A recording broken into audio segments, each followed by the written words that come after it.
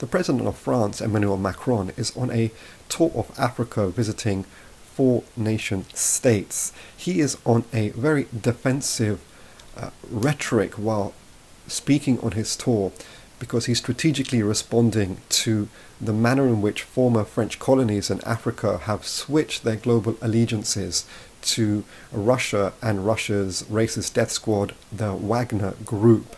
as they've become frustrated, on the one hand, with what they claim is France's failure to combat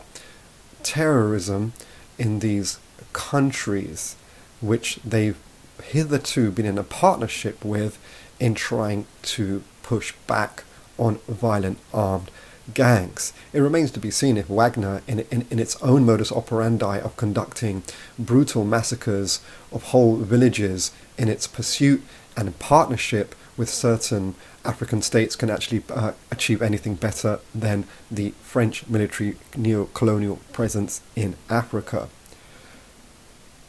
President of France, Macron,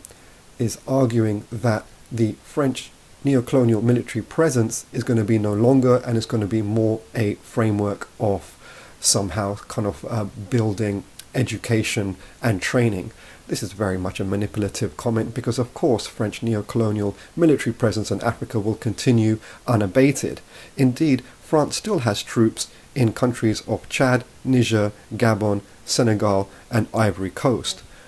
pointing to the ongoing problematics of neo-colonial interference and exploitation and oppression and manipulation of the continent, but also a similar framework, in some ways even more vicious and naked in its viciousness, emerging from the so-called new poles in the world, particularly that of the Russian leadership, which is presenting a trashier, more toxic version of Western neo-colonial domination.